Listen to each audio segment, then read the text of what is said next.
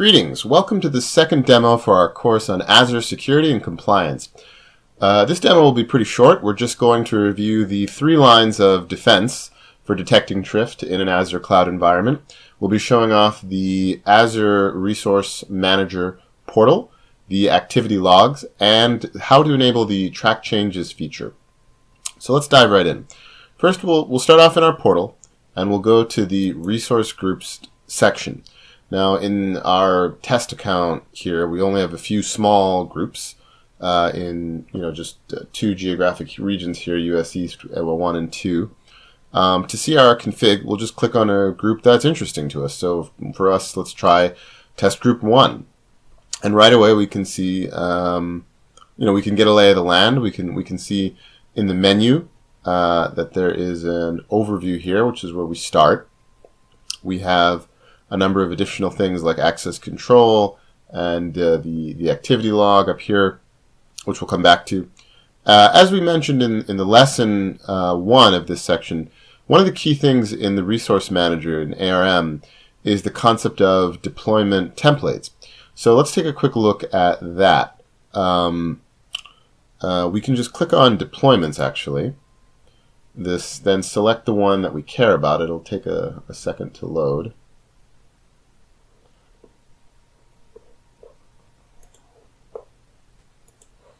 Okay, so once those are loaded, we can see our deployments, and we can select any of the ones we care about. There's not a lot of deployments here because we've just done a few basic VMs, but if we click on any one at random, we can see, for example, this one, creation of a server.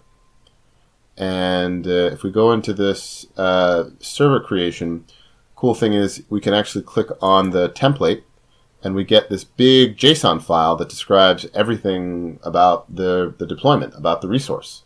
So this is human readable and parsable, which is pretty cool. So it's very easy to manage this kind of thing in version control if you wanted to have an infrastructure as code paradigm. In the web portal, we get nice timestamps and status reports on every deployment.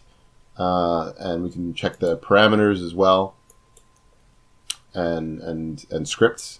It really is a great first source of truth for identifying drift. So we'll go back to our resource group. And now we're going to take a look at the activity log. Now the activity log we can also get from the resource group menu. The log will just give us information about Azure environment events detectable by the API. So this is an important thing to note. If you SSH to a server and edit a file or do some other more surgical operation, it won't necessarily be reflected here unless you have detailed change tracking enabled, which we'll talk about. But keep that in mind. The activity log is for things recognizable by the Azure API. And it's still very easy as a high-level source of truth to parse when it comes to resources. So we can see a few events here. One of the nice things is that we can change the time frame. This is really only the last 6 hours. So we can change it to the last week. And we can see a much broader range of options here, of output, right? And we can also add additional filters here, aside from time span. So this is another really easy way to catch drift by going through and parsing this log. Okay, so now the last thing we're going to do is we're going to show off the track changes feature. And this is not difficult to do, but there are a few prerequisites. Now, first of all, one thing you need is you have to enable an Azure automation account, which is not enabled by default. So you just go to that item in your portal and you'll have to enable it. You'll have to select it. And you can enable it even with a free tier account. Now, if that is done, if you have an Azure automation account, here you see there's 2, then all you need is a log Analytics Workspace. To define that, you can see the item here in Azure Services, or you can search for it. You can literally just type, Azure log analytics, or just log analytics, and it'll just pop up if you can't find it. And then you need to define a workspace. And when you create new, you'll have to give it a name and a location. Now, the location is actually really important. One note here is that the regions do not have a one-to-one mapping, the Log Analytics Workspace and your automation account. So, for example, if your Log Analytics account is in US region East 1, US East 1, you'll actually need an Azure automation account in East 2. So, that mapping is a little bit annoying. We'll give you a link to the documentation to see those mappings. But anyway, as far as enabling it, you go into your automation account. This is one, the basic account.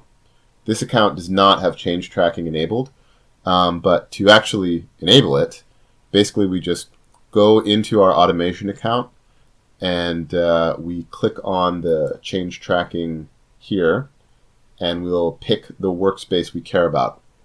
The automation account has a lot of different features. I'm going to actually go to an account that has it enabled. I could actually do a whole lesson on just Azure automation account, because honestly, as a DevOps guy, it's really a dream tool set, all of the stuff they have here. But this is a security focused class, so we'll focus in on that. Once you have change tracking here enabled, you'll see here that you have a few different options here. So we have options for files, for daemons, for events, registry, software, Windows services. There's no changes in this account because it's a pretty empty account. But the cool thing is you can do diffs by clicking on individual things here. And I think from here it's fairly intuitive. But this is our final point for this demo. That about does it. Resource Manager, Activity Log, and Change Tracking. 3 ways to preempt and stop drift in your environment. All pretty easy to see in the web and easy to work with at the API level. So hopefully this is helpful. Cheers.